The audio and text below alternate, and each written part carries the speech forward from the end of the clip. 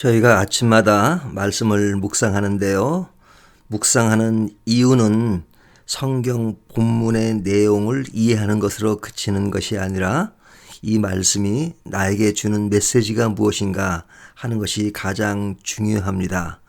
큐티라고 하는 것은 본문을 공부하는 것으로 끝나는 것이 아니라 이 말씀이 나에게 주는 메시지인 것을 바라보고 하나님은 누구시며 또 내가 누구인가 하는 것들을 살피는 것입니다.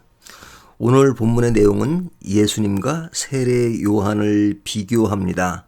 당시의 사람들은 세례 요한의 활동을 보고 그가 메시아인가 하는 생각을 했습니다. 이것에 대해서 세례 요한은 나는 메시아가 아니다. 내 뒤에 오시는 이가 메시아인데 나는 그분을 감당치 못한다. 왜냐하면 나는 메시아가 아니기 때문이다 하는 그런 내용입니다. 바른 생각과 자신의 정체성과 자신의 사명감을 아는 세례 요한은 그러한 바른 자세를 가지고 살기 때문에 그가 어려움을 당하는 이야기도 합니다. 그는 당시에 헤롯 왕에게 잘못된 것을 지적함으로써 그는 목배임을 당하는 사건을 우리가 다른 본문을 통해서 알 수 있습니다. 그는 오로지 자기 자신이 어떠한 존재인가, 자기가 해야 될 일이 무엇인가 하는 것을 알고 인생을 마감한 사람입니다. 그런가 하면 예수님은 세례 요한에게 세례를 받는 장면이 나옵니다. 예수님은 메시아이시고 세례 요한은 메시아를 알리는 사람이기 때문에 그는 예수님에게 세례를 받아야 맞습니다. 하지만 오늘 본문에는 예수님이 세례 요한에게 세례를 받습니다. 이것은 예수님의 오신 목적이 무엇인가를 보여주는 것입니다. 그는 죄인으로 오셨습니다. 죄인이 아니시지만 죄인의 역할을 하시고 그 죄인의 역할을 통해서 우리를 구원하신 것을 분명히 하시는 진정 메시아이신 것을 보여주는 것입니다. 그는 하나님이시지만 또한 인간의 모습으로 오셨고 죄인으로서 모든 삶의 죽음을 십자가에서 보여줌으로써 그가 하나님의 아들 예수 그리스도이시며 우리의 죄를 용서하시는 메시아이신 것을 분명히 보여주고 있습니다. 뒤에 보면 그의 족보를 통해서 그는 하나님의 계획 속에서 하나님의 모든 구속의 사역이 이루어진 것을 보여주는 것입니다.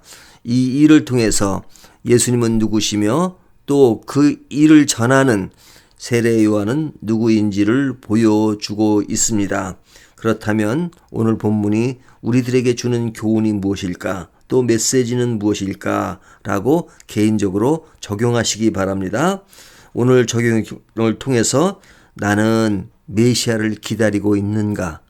기다리고 있다는 것은 이미 오신 예수님이시지만 늘 메시아를 내 인생의 주인으로 모시고 살고 있는가 하는 것을 생각하는 것입니다. 그 메시아는 나에게 어떤 분이신가 하는 것을 생각하고 그분이 하신 그 일에 기쁨과 감사함을 가지고 사는 것이 매우 매우 중요하겠지요.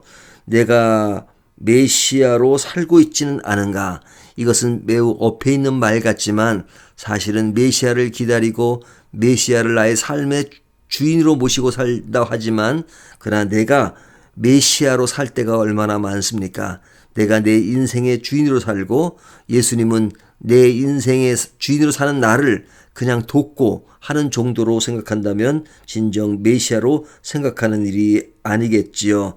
그 메시아가 이 세상에 오셔서 무슨 일을 하셨고 그 일을 하신 것이 나에게 어떤 가치를 부여하고 있는가 하는 것을 생각하는 것이 매우 중요합니다. 오늘 본문은 내 인생의 주인은 누구신가 하는 것을 깊이 묵상하는 본문입니다. 내가 내 인생의 주인을 누구로 모시고 살고 있는가 하는 것을 살핌으로써 우리의 삶을 보다 성숙하고 주님께 순종하는 믿음의 삶을 사시기를 주님의 이름으로 축원합니다.